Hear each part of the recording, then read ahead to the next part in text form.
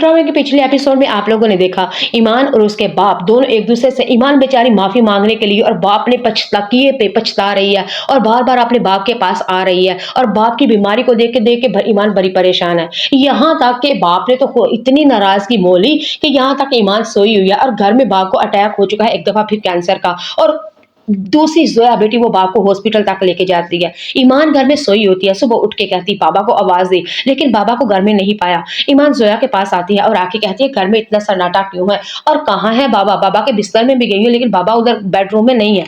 जोया आगे से बिल्कुल चुप। और फिर ईमान पूछेगी जोया मैं तुमसे क्या पूछ रही हूँ, आखिरकार तुम मुझे बता क्यों नहीं रहे? तुम लोग अनजाने और बेगाने हो चुके हो या मैं? लेकिन जोया ने आगे से कहा कि मेरी बात सुनो, बाबा ना तो वॉशरूम में है और ना ही वॉश शावर ले रहे हैं, बल्कि बाबा हॉस्पिटल में है। रात को बाबा की बहुत ज्यादा तबीयत खराब हो चुकी थी, अब वो हॉस्पिटल में है। ईमान ने जब ये बात सुनी तो रोने धोने पीटने लग गई और गुस्से में गजबनाक हो गई और बल्कि जोया से कहा कि इसका क्या मतलब है? हम बाप और बेटी की इस वक्त नाराजगी है और तुम लोग सारे मजे ले रहे हो और हम दोनों को दरमियान में और लड़ा रहे हो। तुम तो मेरी बहन हो, तुम्हें तो चाहिए था हमारी परेशानियों को, गलतफहमियों को दूर करती, ना कि तुम लोगों ने तो मजाक उड़ाना शुरू कर दिया। तुम लोगों ने तो हमारी दरारों को मजीद बनाना शुरू कर दिया। और जोया आगे से फिर चुप रहेगी। ईमान आगे से कहेगी कि जब मैं सोई हुई थी, बाबा की तबीयत ठीक नहीं, तो कम से कम तुम लोगों ने इतना भी गवारा नहीं किया कि बाबा हॉस्पिटल में जा रहे हैं तो ईमान को उठा लूं, मैं बाबा को लेके जाती, लेकिन तुम लोगों ने इतनी भी तकलीफ करना गवारा नहीं की। ईमान फिर चुप कहती है। फिर आगे से ईमान कहती है जोया से मुझे बताओ तो सही बाबा कौन से हॉस्पिटल में है, मैं बाबा के पास जाती हूँ और वहां पे खिदमत भी करूंगी, डॉक्टर्स की दवाइयां शवाइयां भी, और जो फीस है वो मैं जाके क्लियर करूं। और आगे से जोया कहेगी कि बाबा ने कहा था तुम्हें हॉस्पिटल में नहीं लेके आना। आगे से ईमान कहेगी एमे ऐसे कैसे हो सकता है, मैं उनकी बेटी हूँ और वो मेरे बाप है, अब गलत फहमियां हो चुकी हैं, मैं बाबा के पास जाऊंगी, जाके माफी मांगूंगी और बाबा का इलाज, मैं बाबा की दोस्त हूँ, मैं बाबा की बेटी हूँ, इस मुश्किल वक्त में मुझे अपने बाप के साथ होना चाहिए। जोया तुम किस तरह की बातें कर रही हो?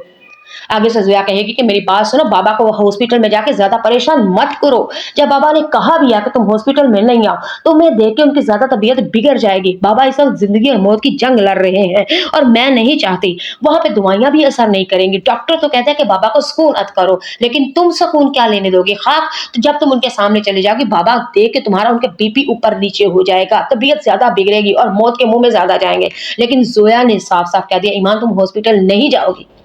ईमान ने आगे से जोया की बात सुन के उन्होंने कहा कि अच्छा तुमने कह दिया तो मैं रुक गई, तुमने कहा तो मैं मान गई, ऐसे कैसे?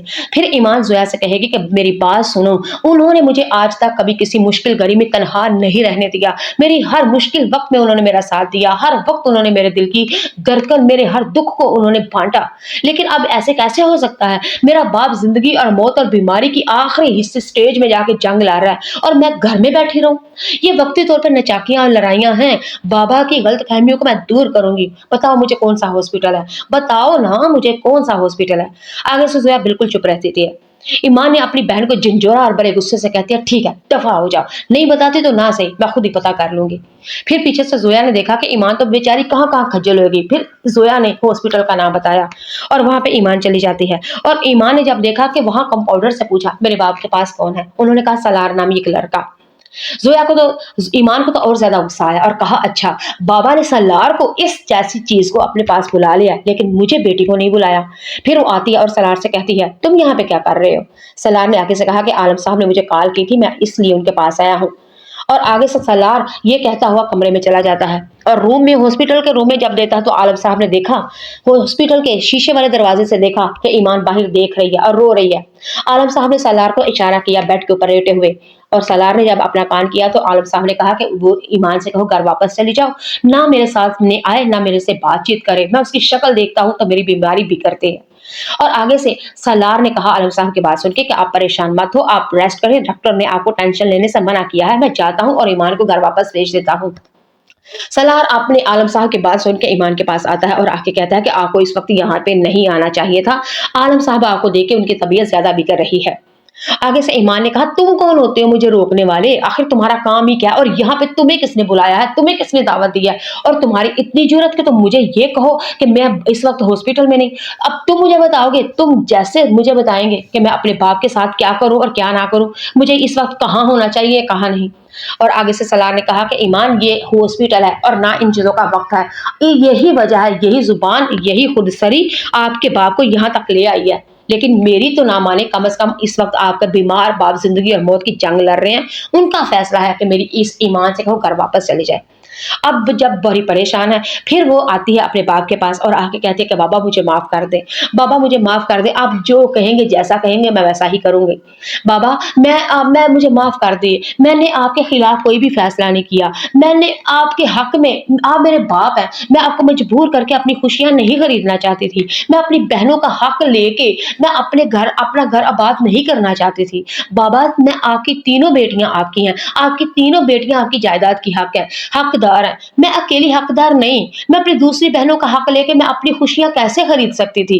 बाबा आपने ये क्यों नहीं सोचा था, सिर्फ और सिर्फ मेरी यही नियत थी, इसके अलावा मैं आपको तकलीफ और परेशान नहीं करना चाहती थी। बाबा बाबा बल्कि आप मेरी परेशानी से 90 लाख पता नहीं आपने कहां कहां से बंदोबस्त किया था, तो मैं आपकी परेशानी को कम करने के लिए सब कर रही थी। और आलम साहब ने आगे से ईमान की बात सुन के कहा कि मेरी बात सुनो, तुम मेरी बेटी हो, मेरा बाप और मेरी माँ मत बनो, क्योंकि जितनी मर्जी तुम अक्लमंद हो जाओ लेकिन तुम मेरी बेटी ही रहोगी, तुम्हारी नकस अकल ही रहेगी। आलम साहब ने कहा मुझे अच्छा ये बात बताओ, तुम अगर इतने इतने बड़े फैसले करती हो, तुमने तो घर से बारात वापस भेज दी, ये सोचते हुए तुम्हें कोई डर और खौफ या खुदा नहीं आया, क्या बनेगा मेरा बाप, मेरा तुम्हारा बाप दुनिया के सामने मुआशरे को किस तरह लेवल से वो फेस करेगा। ईमान आगे से कहे कि बाबा मुझे दुनिया की कोई परवाह नहीं। आलम साहब कहेगा कि तुम्हें परवाह नहीं, यही तो दुख है, तुम्हें परवाह नहीं, मुझे दुख है, मैं लोगों के सामने आंख से आंख मिलाकर चलना सीखा हूं, मैं सर झुकाना नहीं, मैं शर्मिंदगी की जिंदगी नहीं गुजार सकता। और बात सुनो, अब चंद ही तो दिन रह चुके हैं, ये अजियत वाली जिंदगी, ये मुआशरे में सांस ले रहा हूं, मर जाऊंगा तो मर्जियां करते फिरना। फिर आगे से ईमान रहेगी बार बार, बाबा मुझे माफ कर दे, बाबा मुझे माफ कर दे।